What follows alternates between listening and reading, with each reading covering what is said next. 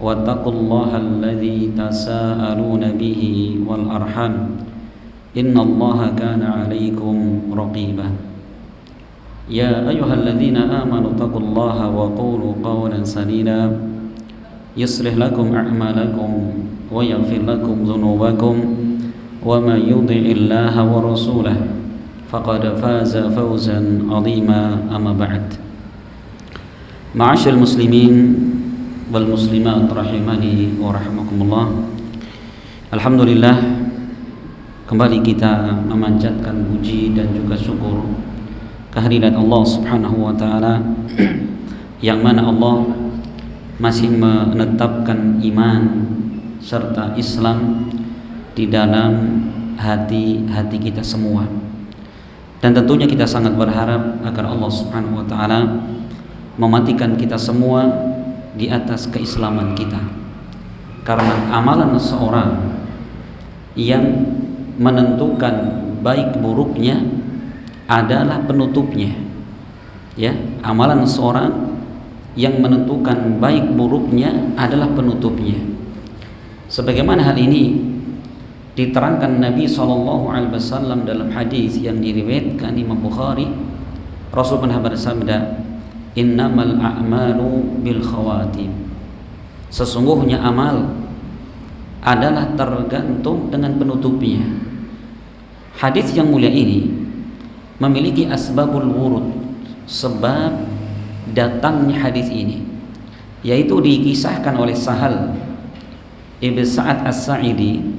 Beliau bercerita, kata beliau, nadara Rasulullah sallallahu alaihi wasallam rajulan yuqatilul musyrikin. Kata Sa'ad belum mengatakan, suatu ketika Rasul sallallahu alaihi wasallam beliau melihat seorang lelaki yang dia sedang memerangi orang-orang musyrik. Jadi kisahnya ini dalam suatu peperangan. Orang ini memiliki kesemangatan yang luar biasa, punya keberanian dan punya kepandaian di dalam mengayunkan pedangnya. Maka orang ini selalu berada di barisan yang terdepan. Maka orang-orang saat itu yang melihat takjub dengan orang ini, ya, dengan keberaniannya dan lain sebagainya. Namun bersamaan dengan itu, justru Nabi SAW belum mengatakan, man arada ayyanzura ila rajulin min ahlin nari falyanzur ila hada. Siapa di antara kalian yang hendak melihat lelaki calon penghuni neraka, maka lihatlah orang ini. Coba, maka serentak para sahabat kaget. Orang yang begitu gigihnya dalam berperang, memusuhi orang-orang musyrik, ya, ternyata apa? Rasul mengatakan dia calon penghuni neraka. Maka para sahabat kemudian, ya, penasaran dan melihat setiap gerak-gerik orang ini dilihat. Ternyata didapati orang tersebut terluka dengan luka yang parah, dan orang ini pun tidak bersabar. Akhirnya apa didapati? Ambil pedangnya, kemudian ditusukkan ke perutnya, ke dadanya, sampai tembus ke belakang, kemudian mati. Perhatikan, ternyata apa? Orang ini matinya, naudzubillah, dalam keadaan bunuh diri. Maka Rasul mengatakan, innar rajula la ya'malu ala ma yarahu an-nasu ya'malu amal ahlil jannah wa huwa min ahlin nar. Sesungguhnya seorang yang dia beramal, yang dilihat kebanyakan manusia, dia beramal seperti calon penghuni surga, namun dia ternyata menjadi calon penghuni neraka. Dan sebaliknya, ya, orang yang dilihat manusia dia beramal seperti penduduk neraka, ternyata dia menjadi calon penghuni surga. Apa kata Rasul menutup hadisnya? Innamal a'malu bil khawatim.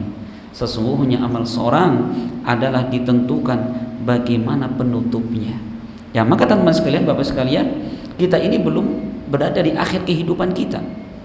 Yang mungkin jadi yang kita harapkan kita mati istiqomah di atas iman, Islam dan amal soleh, atau bahkan sebaliknya, naudzubillah tentunya.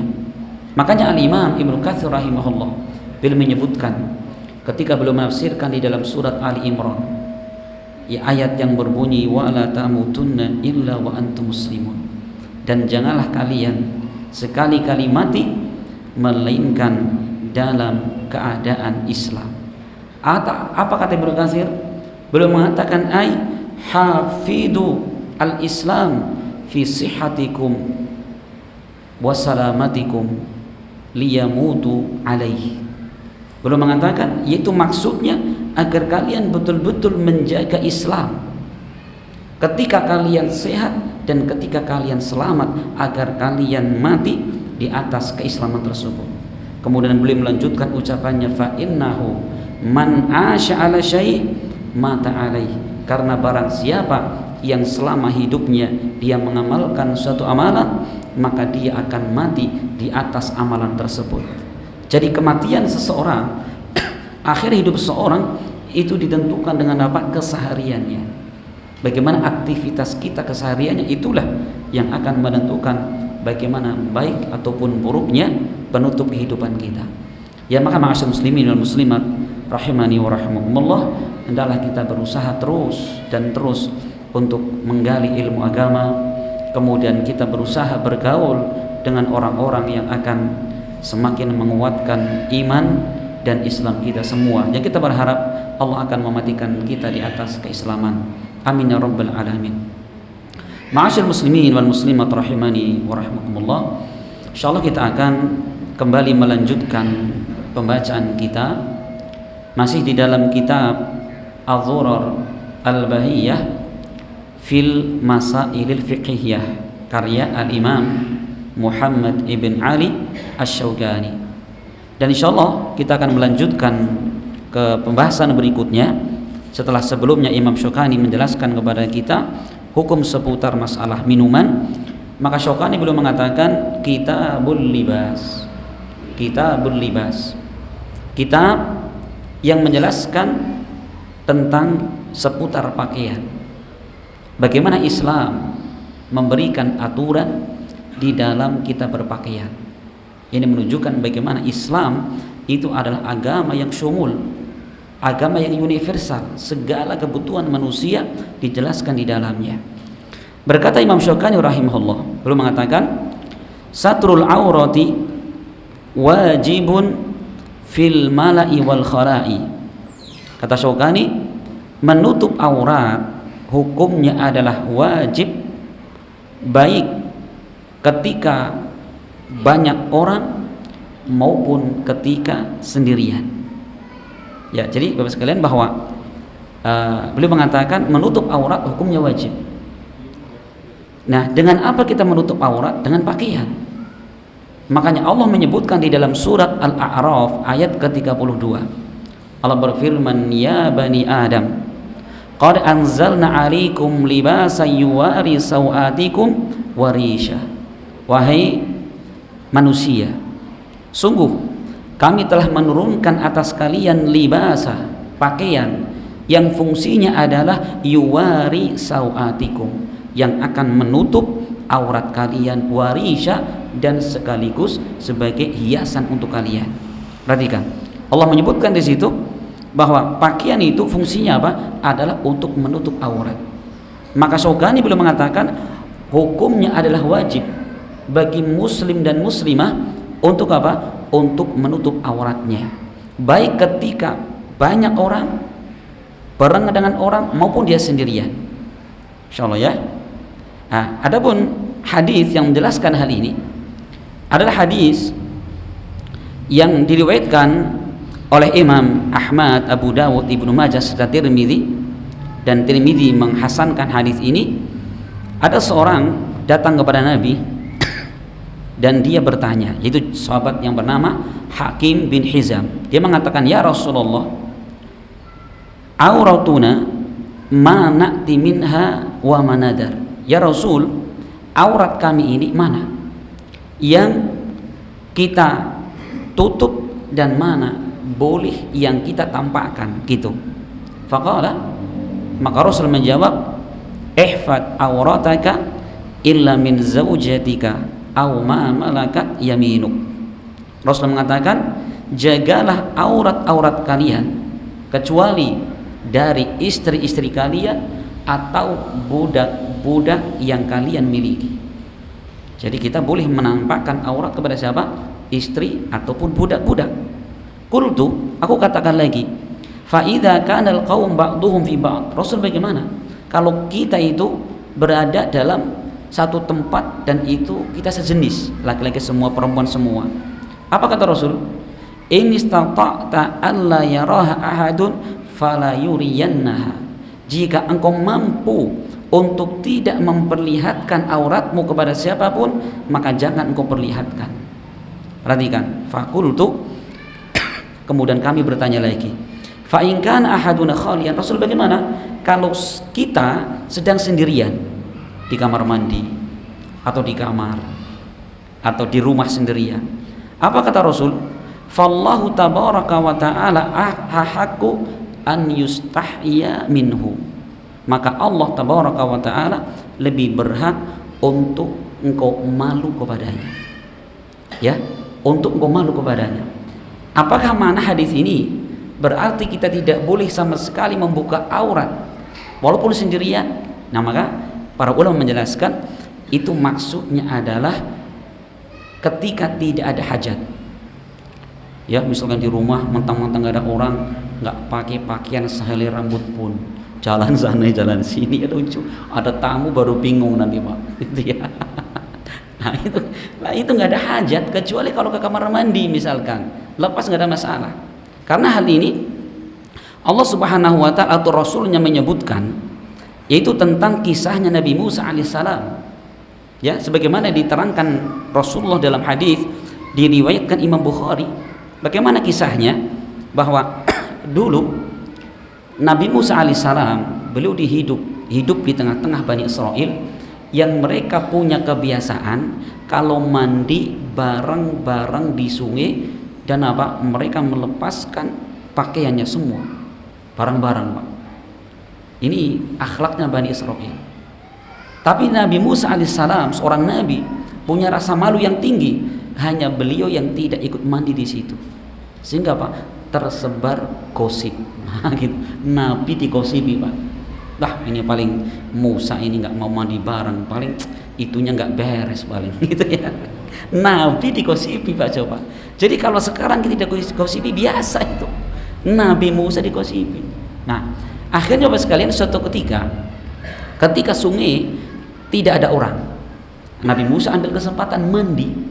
Kemudian beliau lepaskan bajunya dan diletakkan di atas batu hitam, mandi seger. Apa yang terjadi? Rasul menceritakan ternyata batu tadi lari batunya. Maka Musa mengatakan, "Thawbi hajar, thawbi hajar." Bajuku wahai batu, bajuku wahai batu, gitu. Tapi apa? Batunya lari terus.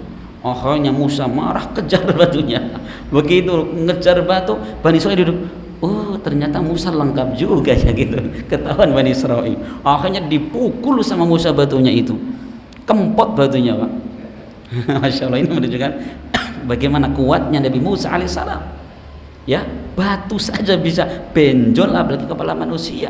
Makanya pernah ketika Nabi Musa alaihissalam diminta tolong temannya.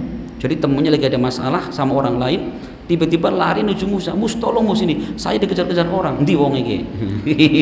Dipukul sekali pukul mati orang itu. Coba. Lawang Musa batu saja bisa KO, kok cuma mukul orang sekali pukulan mati. Masya Allah, ini Nabi Musa kisahnya. Ya, jadi beliau mandi telanjang. Ini menunjukkan, kata para ulama, bahwa seorang yang menanggalkan pakaiannya ketika memang ada keperluan, maka tidak mengapa. Seperti tadi kamar mandi, gitu ya, atau mungkin dia ganti baju. Tapi yang tidak boleh itu kalau ngelepas pakaiannya terus-terusan.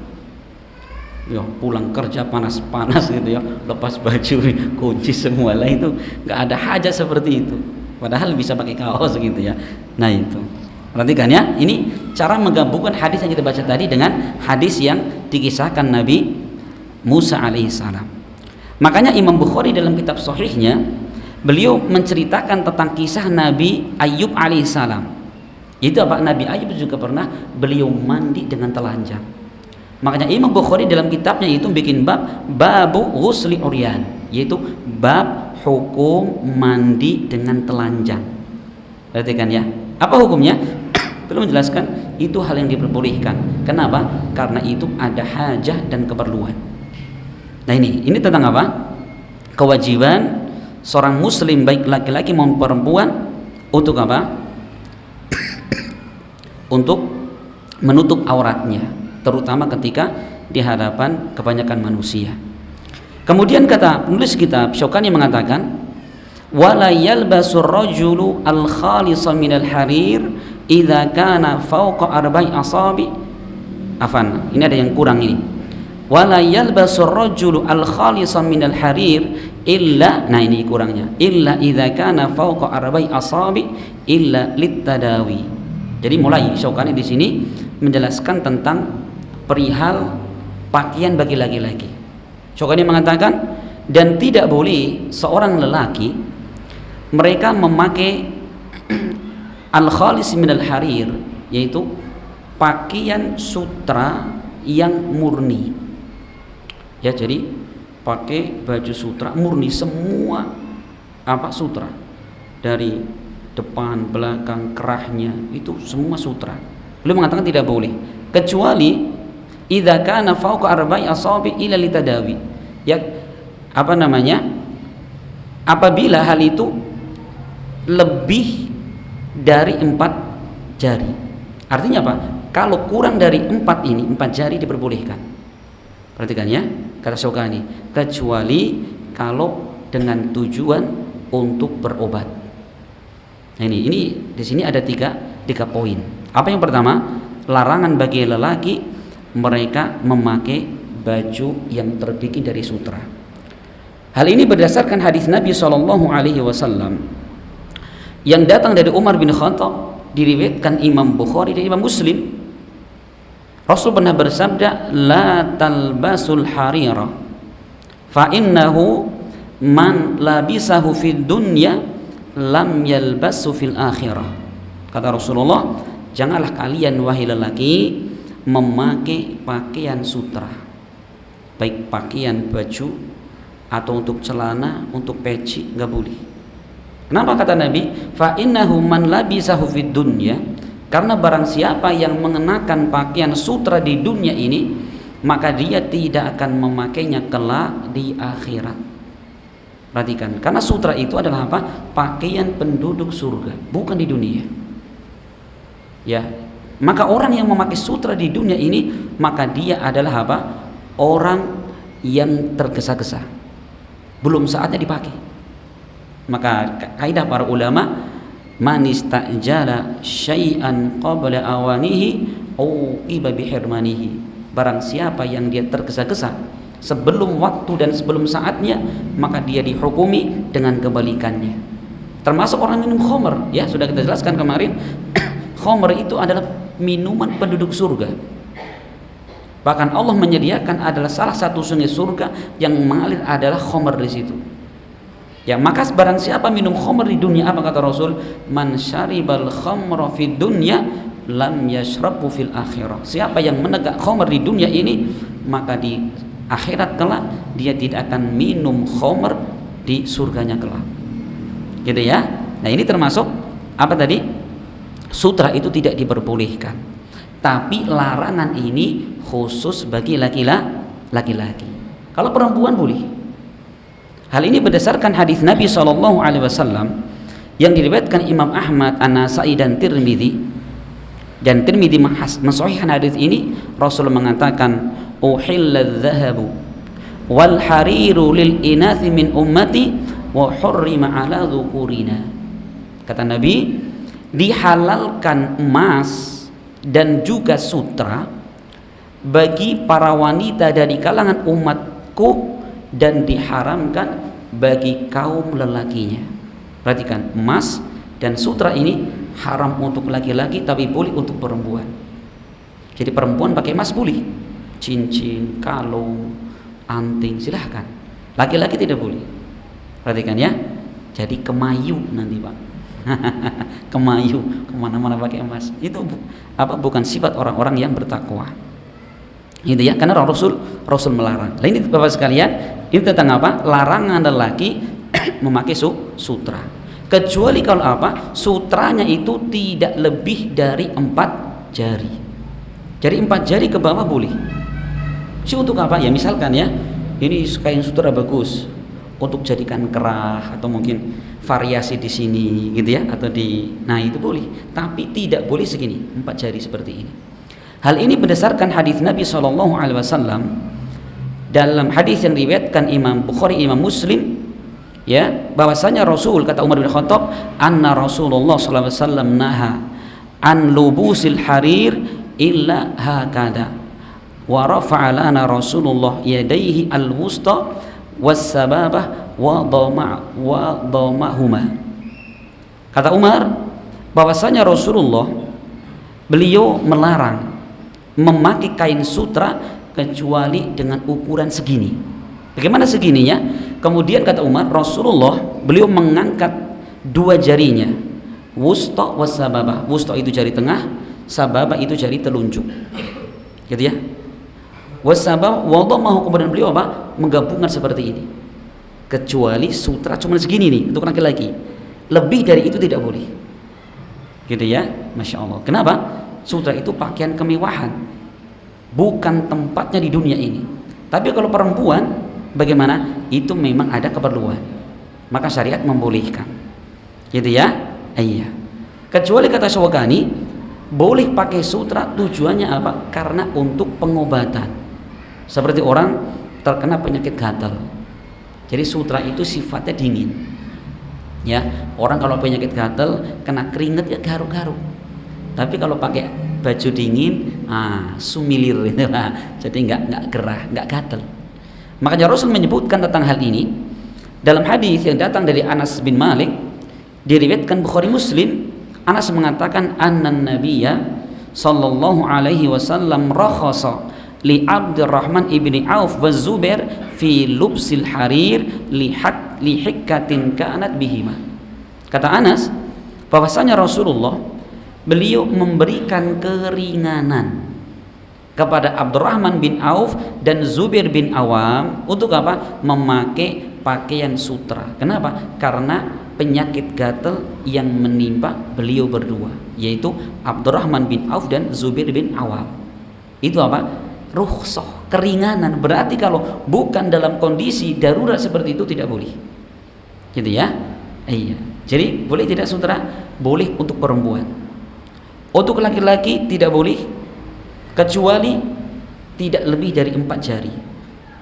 Dan laki-laki boleh kapan? Ketika sutra itu dipakai untuk tujuan pengobatan, baru diperbolehkan, gitu ya. Iya. Kemudian kata Syaukani, wala yaftarishu, dan tidak boleh juga menjadikan kain sutra sebagai apa? Sebagai alas duduk, sebagai karpet atau tikar. Gak boleh ya. Perhatikan. Sebagaimana hal ini ya diriwayatkan oleh Imam Bukhari dan Imam Muslim, datang dari sahabat Hudzaifah, beliau pernah mengatakan nahana Rasulullah an nashraba fi aniyati dhahabi wal fiddah wa an na'kula fiha wa an lubsil hariri wad dibaj wa an najlis alaihi. Waqala, dan Rasul mengatakan huwa lahu fid dunya wa lana fil akhirah. Ya, kata Hudzaifah, beliau mengatakan Rasulullah beliau melarang kami, satu, minum dari bejana, gelas, cangkir yang terbuat dari emas dan perak. Wa an naqula fiha, dan Rasul juga melarang kita makan dari bejana tadi. Wa an lubsil haril wad dibaj, dan Rasul juga melarang kita memakai baju sutra, wad dibaj, dibaj juga sutra, jenis sutra. Wa an najlis alaihi, dan kita duduk di atas apa tadi? Sutra tadi. Perhatikan ya, enggak boleh kita punya sutra misalkan 1 meter dijadikan apa? Alas duduk atau sebagai kurung bantal. Tidak boleh duduk di situ. Dan Rasul mengatakan alasannya, kenapa? Huwa lahu fid dunya wa lana fil akhirah. Sesungguhnya ini ya apa? Pakaian dari sutra adalah untuk orang kafir ketika di dunia dan untuk kita nanti di surga di akhirat. Itu bukan punyanya orang beriman. ya, minum dari bejana emas dan perak, bajunya, tempat duduknya dari sutra, itu bukan haknya kita di dunia. Orang beriman bukan di dunia, nanti di surga. Itu ya. Nah, ini Bapak sekalian, ini tentang apa? Sedikit ada pakaian seorang muslim laki-laki, yaitu apa? Tidak boleh memakai apa? Sutra. Kemudian Bapak sekalian, di antara adab yang Rasul ajarkan untuk kaum lelaki, ya, selain bahannya itu benar, bahannya itu tidak diharamkan, juga tentang apanya, yaitu tentang ukurannya, ya. Apa di antara yang terlarang dalam syariat bagi laki-laki tidak diperbolehkan untuk apa? Memakai pakaian dan menjulurkan melebihi dari mata kaki. Jadi ya, berdasarkan hadis Nabi SAW yang diriwayatkan Imam Bukhari, itu larangan apa? Seorang menjulurkan pakaiannya melebihi dari mata kaki. Rasul bersabda, ma asfala minal ka'baini minal izari fa finnar. Segala pakaian yang berada di bawah kedua mata kaki berupa izar pakaian, maka berada di neraka. Coba, perbuatan itu diancam dengan neraka. Apa ini? Dosa besar. Perhatikan ya, Rasul mengatakan segala pakaian, baik itu celana, sarung, baju, imamah, kata para ulama, kalau melebihi kedua mata kaki, melebihi loh ya, maka berada di neraka. Gitu ya. Bahkan dalam hadis yang lain diriwayatkan Imam Bukhari, itu lebih ngeri lagi. Rasul mengatakan, la yandurullahu yaumal qiyamati ila man jarra izarahu bataran. Ya, Allah Subhanahu wa taala tidak akan melihat, itu tidak melihat dengan penglihatan rahmat pada hari kiamat bagi orang yang menjulurkan kakinya, menjulurkan pakaiannya bataran. Dalam hadis lain disebutkan khuyalaan, karena sombong. Nah, ini perhatikan. Ini Ustaz, bagaimana kalau tidak sombong? Kan di sini dikatakan menjulurkan pakaian melebihi mata kaki karena sombong. Ya, bagaimana kalau tidak sombong?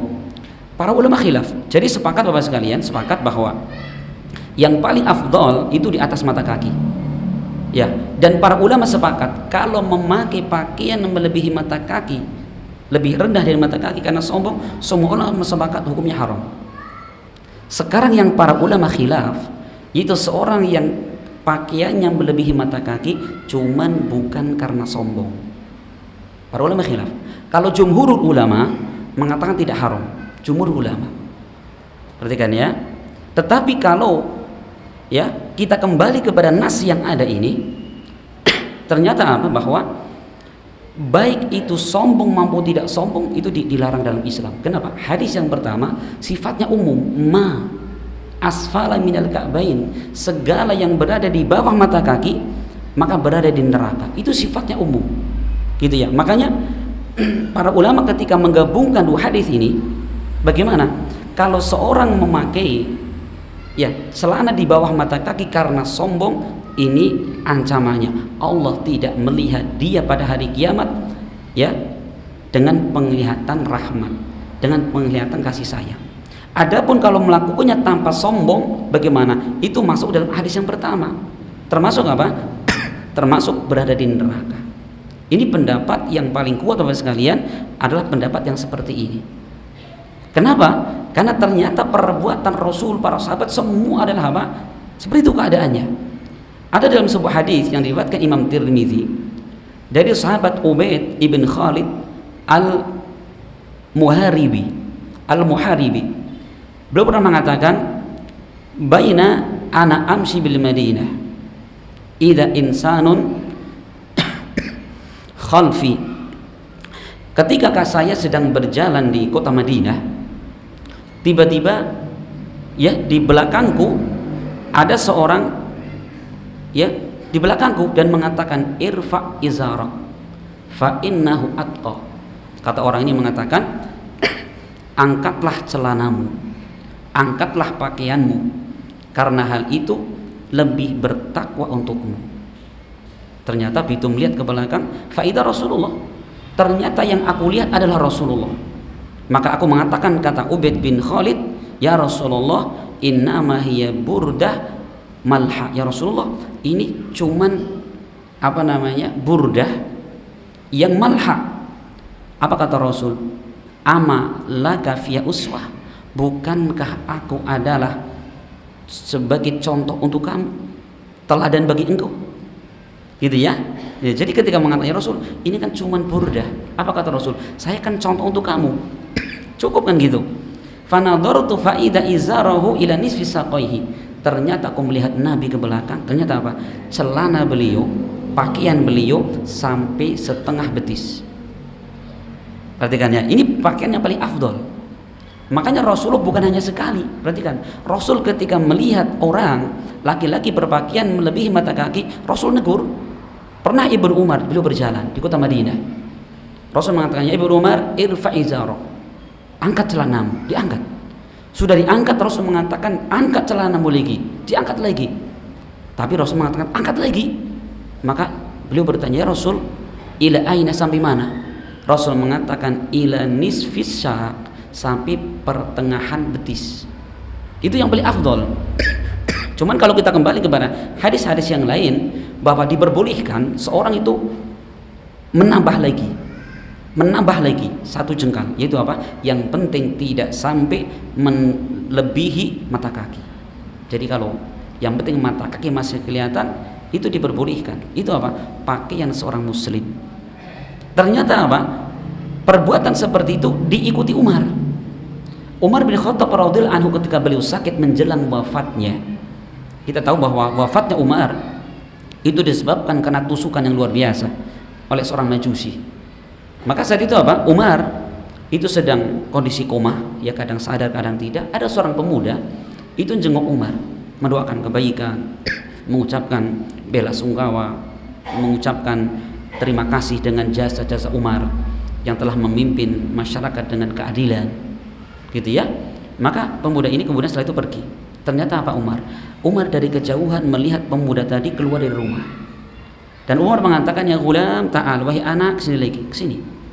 Kemudian Umar mengatakan, ya irfa izara fa innahu atqali rabbik wa anqali qalbik. Umar mengatakan, wahai anak muda, angkatlah celanamu. Kenapa? Karena itu lebih bertakwa kepada Allah, dan hal itu lebih membersihkan hatimu. Bersih dari apa? Dari kesombongan. Kenapa? Sangat mungkin seorang ketika mati itu ada kerentek kesombongan. Apa itu sombong itu? Menolak kebenaran dan meremehkan manusia. Rasul, para sahabat semuanya seperti itu. Pakaian mereka. Perhatikan ya. Nah ini. Jadi kalau kita melihat orang-orang seperti itu, jangan ini ciri teroris, bukan. Rasulullah, para sahabat, ya, inilah pakaian mereka. Gitu ya. Ya ini. Jadi kalau melihat orang seperti itu jangan kaget. Ternyata ada hadisnya, gitu ya. Ternyata ada hadisnya. Ini Bapak sekalian, ini tentang apa? Tentang adab berpakaian kaum lelaki. Kemudian dikatakan walal masbuh bil muasfar, dan tidak boleh seorang memakai pakaian yang dicelup dengan warna kuning.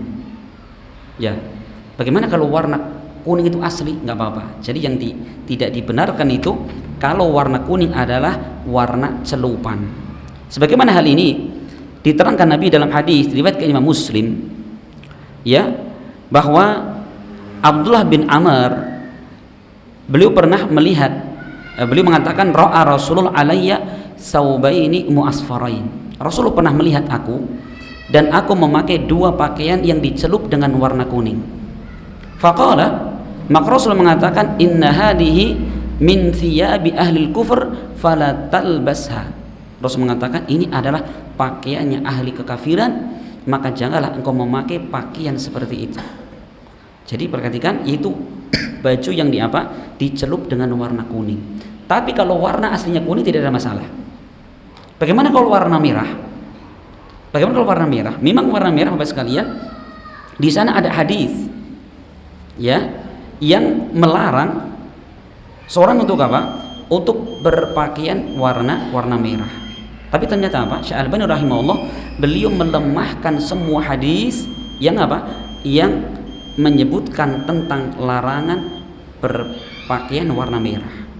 Maka kembali kepada asal bahwa merah itu boleh. Ya, merah itu boleh. Ya, karena Rasul pernah melakukan, ya, beliau berpakaian dengan apa namanya, hullah dan warnanya merah. Dan kata para sahabat, lam ara syai'an qattu ahsana minhu. Aku belum pernah melihat pakaian yang lebih bagus yang Rasul pakai, warnanya merah. Cuman kepada ulama yang mengatakan hadisnya itu sahih, hadis larangan tadi menunjukkan apa? Bahwa baju merah yang Rasul pakai itu bukan merah semua, tapi merah yang masih ada apa? Warna-warna lainnya. Jadi para ulama khilaf tentang hadis yang menerangkan larangan memakai baju warna merah. Tapi apa di situ? Yaitu hadisnya lemah. Bagi ulama yang merojihkan hadis itu mengatakan apa? Bahwa maksudnya baju yang dipakai Nabi itu bukan merah polos, tapi merah masih ada warna-warna yang lainnya. Kemudian Bapak sekalian, ya. Adapun kalau untuk para wanita, ini adzan dulu nih. Sudah masuk Isya.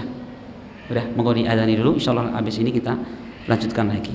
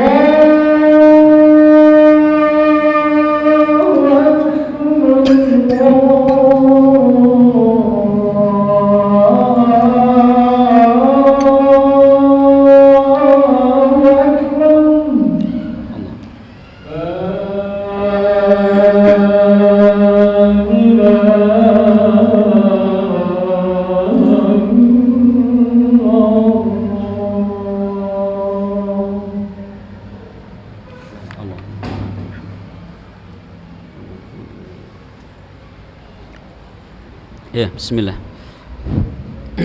Kita lanjutkan sebentar. Ya, jadi itu adalah apa? Adab berpakaian, aturan berpakaian seorang muslim yang laki-laki.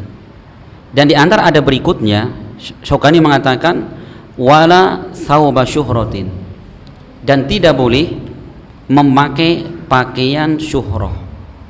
Apa syuhrah itu? Kalau bahasa gampangnya yaitu pakaian ketenaran. Jadi dia sengaja bikin pakaian yang di masyarakat belum ada orang yang punya, gitu ya, sengaja. Kenapa ini? Dia pengen beda dengan yang lainnya, pengen apa? Terkenal, kan gitu ya. Nah, ini tentunya karena kesombongan, ya. Orang pengen tampil beda dengan yang lainnya, ya. Maka Rasul menyebutkan dalam hadis yang diriwayatkan Imam Ahmad dan selainnya, Rasul mengatakan man labisa sauba syuhratin fid dunya albasahu Allahu sauba madillatin yaumal qiyamah. Barang siapa yang dia memakai pakaian syuhrah di dunia, maka Allah akan memakaikan dia pakaian kehinaan pada hari kiamat. Pakaian kehinaan pada hari kiamat. Ini pada nggak boleh.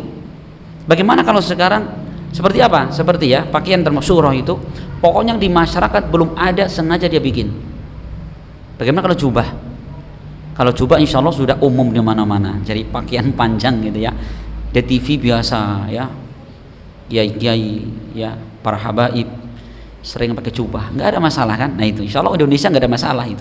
Kecuali kalau di kampung sekali misalkan, kalau pakai jubah, medeni temen ge. Nah itu kalau seperti itu ya kita berpakaian seperti pakaian umumnya masyarakat itu lebih utama. Ya, tapi kalau misalnya udah kota seperti ini, insya Allah nggak ada masalah, gitu ya. Ini tentang larangan pakaian syuhrah. Ini berlaku laki-laki maupun perempuan. Perhatikan ya, kadang-kadang perempuan sudah bagus pakaiannya, syar'i, cuman apa? Dikasih yang aneh-aneh. Semua dari kerudungnya dikasih apa? Pernik-pernik. Wah, jadi kalau lewat kerincing ya. Itu nggak ada yang lain di kampung. Nah, itu hati-hati. Ya dikhawatirkan termasuk pakaian syuhrah.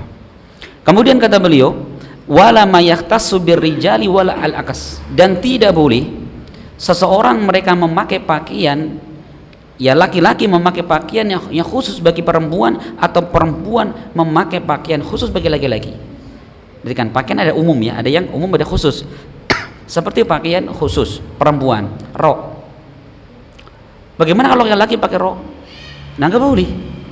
Itu pakaian khusus perempuan. Apa ada laki-laki itu bajunya rok? Nggak ada kan? Nah gitu. Maka Rasulullah menyebutkan dalam hadis tentang hal ini, ya, dalam hadis yang diriwayatkan oleh Al-Imam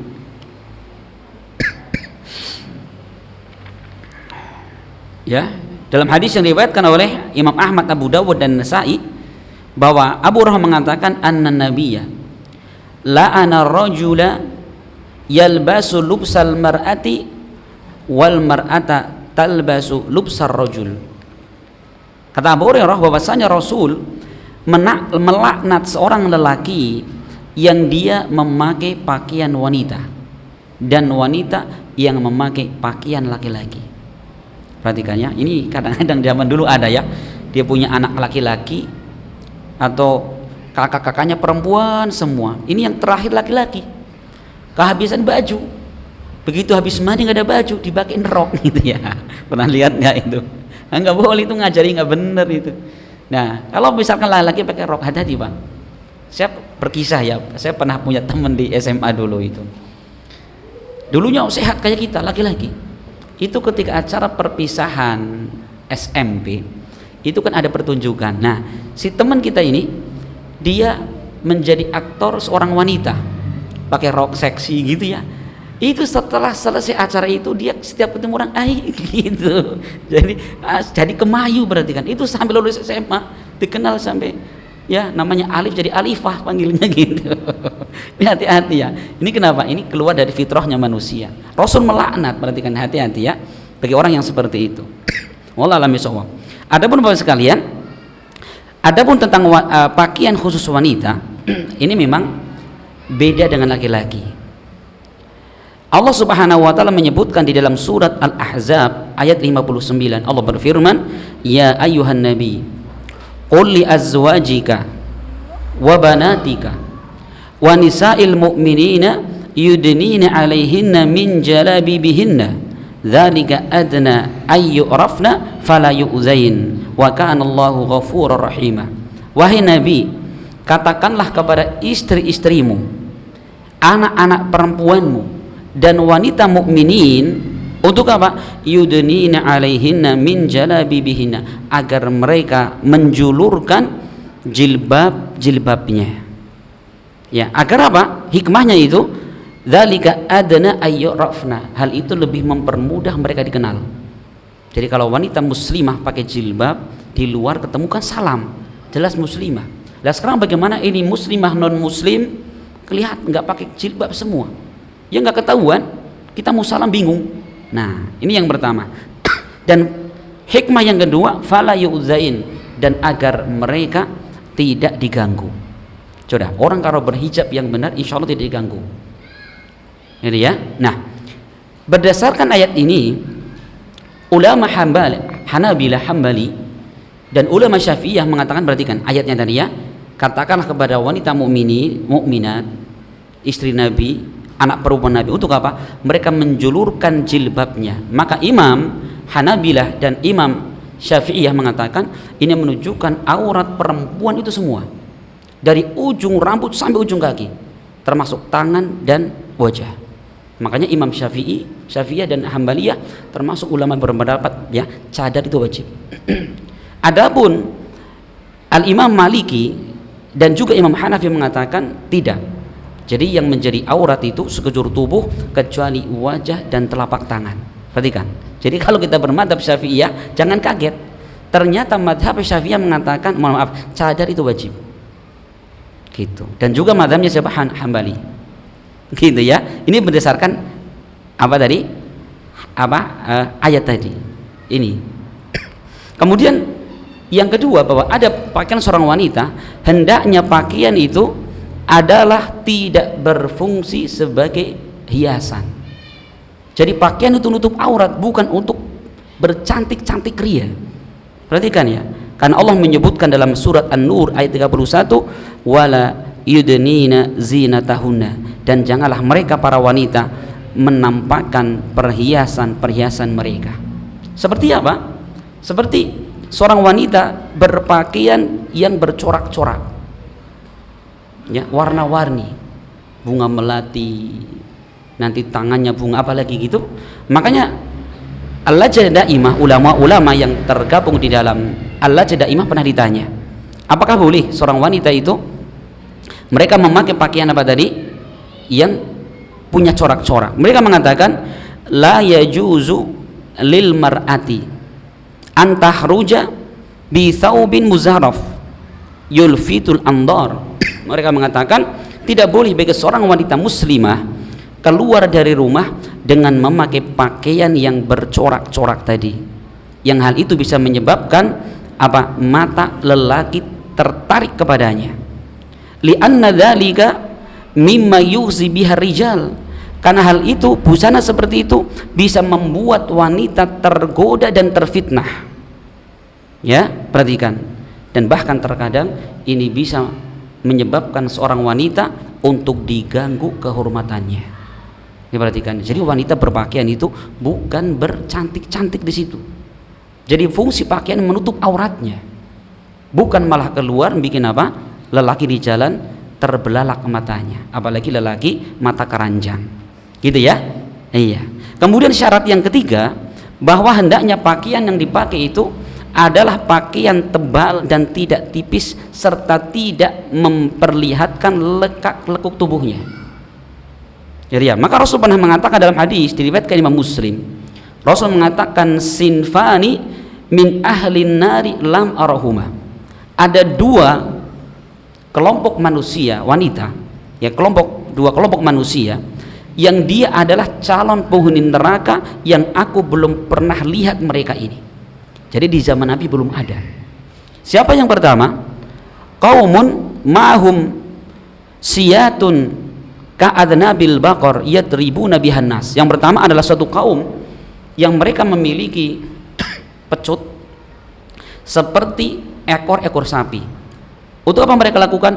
Untuk mukul-mukul orang. Hati-hati. Orang yang suka mukul orang, hati-hati. Sampai suka mukul orang itu bukan anak sendiri loh, nggak tahu siapa dipukul, punya hati-hati itu. Rasul mengatakan ini salah satu kelompok manusia yang akan masuk ke neraka, yang Rasul belum pernah melihat. Artinya apa? Di zaman Nabi belum ada. Hati-hati ya, kita punya kekuasaan, jangan suka mukul orang. Hati-hati. Mandor, nah, anak buahnya dipukulin, hati-hati itu masuk dalam hadis ini. Dan yang kedua kata Nabi, wa nisaun kasiyat ariyat ma'ilat mumilat ru'usuhunna ka'asminatil bukhsi al-ma'ilah. Ya, Rasul mengatakan yang kedua adalah para wanita yang berpakaian namun telanjang. Bagaimana itu? Berpakaian tapi telanjang tadi digambarkan, yaitu mereka berpakaian tapi tipis, terawang kelihatan. Berpakaian tapi apa? Tebal, cuman apa? Itu membentuk lekuk tubuhnya sampai kelihatan. Ya, iya. Naudzubillah. Yang Rasul mengatakan wanita yang berpakaian tapi telanjang ma'ilat mumilat. Mereka lenggak-lenggok, ya, serong kanan, serong kiri. Di kepala mereka ada seperti punuk-punuk unta. Ya, yang Rasul mengatakan la yadkhulnal jannah wa la yajidna rihaha. Ya, mereka tidak akan masuk surga dan mereka tidak merasakan aroma surga. Wa inna rihaha la yujadu min masirati kada wa kada. Padahal bau surga itu sudah didapati perjalanan sekian dan sekian. Perhatikan, apa maksudnya wanita yang mereka berpakaian tapi telanjang? Syekh Utsaimin belum mengatakan.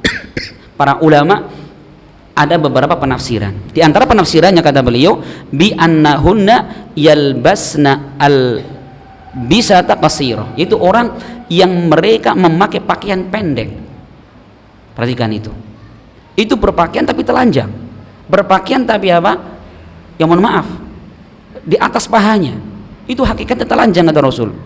Atau yang kedua, la tastari ma yajibu sitrahum minal aurah, atau seorang la tastatiru afan, tidak kelihatan di sini, atau seorang yang mereka berpakaian tapi apa? Tidak menutupi sesuatu yang harus ditutup dari auratnya. Perhatikan, masih ada bolong-bolong, apalagi sekarang ada model baju baru, ya, ini nggak tahu siapa yang bikin model baju tapi sininya bolong, kanan kiri bolong, sini juga bolong gitu ya, nggak tahu nanti bolong mana lagi itu. Ini ciri-ciri kata Rasul wanita-wanita yang naudzubillah. Kemudian yang berikutnya termasuk ya tafsiran dari ayat ini atau hadis ini adalah apa? Ya, bi annahunna yalbasna al bisata khafifah la tamna'u min ru'yati ma wara'aha minal basyaratil mar'ah. Seorang yang berpakaian tapi apa? Khafif, tipis. Sehingga apa? Bisa melihat terawang. Ya, terawang, kulitnya kelihatan, auzubillah. Ini kata para ulama, ini termasuk pakaian-pakaian yang apa? Yang terlarang. Termasuk naudzubillah orang-orang yang dikatakan Nabi akan masuk neraka yang belum pernah dilihat oleh Nabi. Sedangkan yang terakhir, perhatikan, untuk wanita keluar rumah tidak memakai wangi-wangian.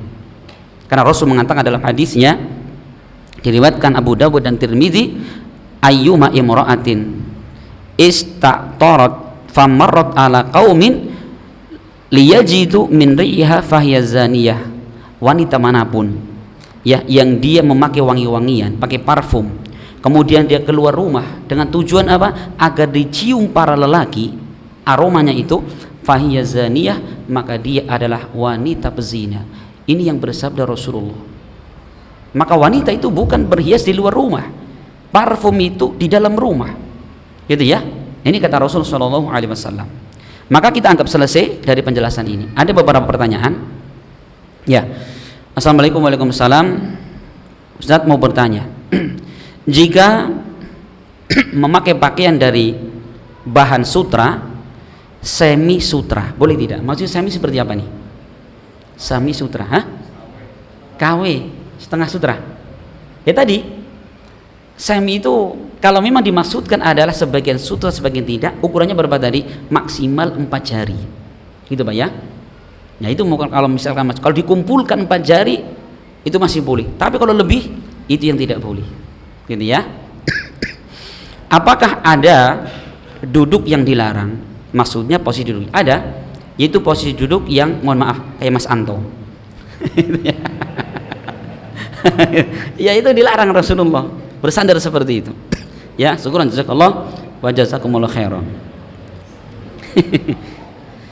Kemudian bismillah, assalamualaikum warahmatullahi wabarakatuh, berkaitan dengan pakaian.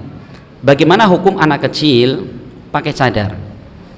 Anak saya pernah ditegur kok tidak pakai cadar, padahal adik saya masih kecil. Apakah ini ada tuntunannya atau hanya apa nih? Ya, ini kita kembali tadi.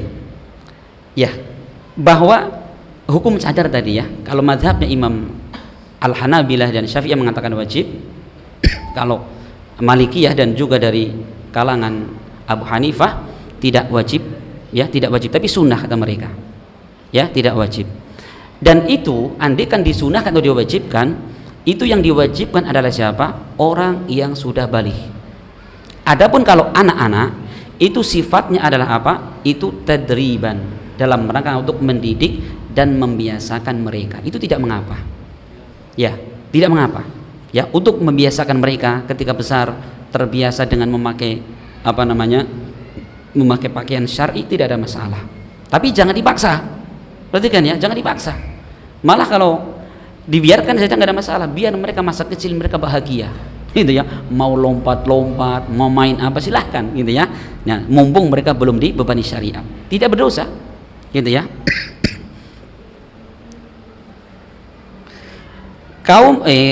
Kain sutra yang dibolehkan bagi laki-laki 4 jari itu maksudnya panjangnya atau bagaimana? Pokoknya kalau dikumpulkan 4 jari kan segini ya, kalau dikumpulkan segini sekitar, baik itu taruh di satu tempat jadi sakunya gitu ya, jangan lebih dari 4 jari, atau mungkin dipisah-pisah, mungkin di sini 1 senti taruh di sini mungkin kasih garis ke bawah.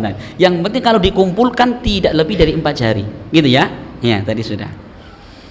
Apakah ada dalil membolehkan dan melarang baju lengan panjang yang melebihi tangan dilipat saat sholat? Wallahualam kalau masalah melipat pakaian dalam sholat itu termasuk perkara yang hendaknya dihindari. Saya lupa hadisnya, pernah kita baca bahwa Rasulullah itu melarang dari orang yang menggulung pakaiannya, termasuk menggulung celananya. Perhatikannya sudah kita jelaskan dulu di permasalahan seputar masalah sholat gitu ya. Kemudian ada pertanyaan lagi, bismillahirrahmanirrahim, bagaimana hukumnya memberikan pakaian yang masih layak pakai untuk orang lain, akan tetapi pakaian digunakan oleh orang itu untuk menghadiri acara-acara yang berunsur kesyirikan? Apakah kita terlepas dari dosa orang itu, dan apakah itu kita perlu memilah dan memilih kepada siapa pakaian yang diberikan? Secara hukum asal yang penting kita memberi pakaian kepada seorang untuk dimanfaatkan, silahkan, itu perkara mubah. Adapun dia dipakai untuk apa, urusan dia dengan Allah Subhanahu wa taala. Ya, kita sebagai orang yang sedekah memberikan, insya Allah dapat pahala. Yang penting jangan disyaratkan, Pak, ini ya pakai untuk acara itu lah, gitu baru nggak boleh. Tapi kalau kita pakai silahkan untuk umum, untuk kondangan atau untuk mungkin acara kemana, pelesiran, ternyata ada acara seperti itu di luar tanggung jawab kita. Ya, kita tidak ada tanggung jawab di situ. Bagaimana hukumnya mengeluarkan zakat padi menggunakan beras, apakah sah atau zakat padi harus diberikan padi? Gini Bapak sekalian, untuk masalah ini boleh ya kita mengeluarkan masih dalam bentuk padi. Padi itu berarti yang belum digiling ya, masih ada kulitnya itu ya, nggak ada masalah. Kita mengeluarkan dalam bentuk beras pun tidak ada masalah, ketika apa? Kita niatkan untuk mempermudah orang yang menerima. Insya Allah nggak ada masalah. Kita mampunya mengeluarkan masih padi, berarti apa? Si penerima masih ada kerjaan untuk ngiling padi. Tapi kalau beli dalam bentuk beras, maka sudah tinggal santap. Nah gitu ya, insya Allah tidak ada masalah. Gitu ya. Iya. Apa hukum membuka aurat sesama wanita tetapi non muslim? Ya gini, setelah hukum asal ya, bahwa tadi walaupun sesama wanita, tapi tetap apa, seorang walaupun dia membuka aurat, itu adalah aurat yang umum terlihat gitu loh. Bukan mananya sesama perempuan kemudian mohon maaf ya, cuman pakai baju daleman misalkan, itu yang nggak bagus. Ya tetap pakai baju, pakai kerudung walaupun kecil gitu ya, di rumah misalkan. Apalagi dikhawatirkan ini orang non muslim, yang tentunya orang non muslim kita tidak 100% percaya kejujurannya. Ya kan gitu. Orang mukmin saja kita ya melihat keadaan, apalagi non muslim yang sangat barang tentu mereka apa? Mereka ada niat tidak baik. Sama Allah saja tidak baik, apalagi sama manusia. Kan gitu. Itu kalau non muslim. Wallahu a'lam bishawab. Hukum jilbab atau kerudung segi 4 bagi akhwat sama menjulur ke bawah juga. Sampai mana batasan aman berkerudung untuk akhwat? Intinya tadi ya, jadi bahwa yang namanya kerudung itu, yang namanya jilbab itu pakaian luar. Jilbab itu dikatakan baru pakaian luar. Ya. Jadi pakaian dalam sudah ada, pakaian luar ada. Maka kalau seperti itu bagaimana kalau seorang wanita dia mohon maaf ya, dia pakai kerudung, cuman bawahnya pakai rok roknya kemudian roknya masih membentuk gitu, itu belum dikatakan jilbab seperti itu ya, itu baru menutup pakai kerudung gitu ya. Makanya ya lebih panjang lebih bagus insyaallah, yang penting selama tidak membahayakan ya, yang penting selama tidak membahayakan, yaitu menutup dadanya ya dan ke bawahnya.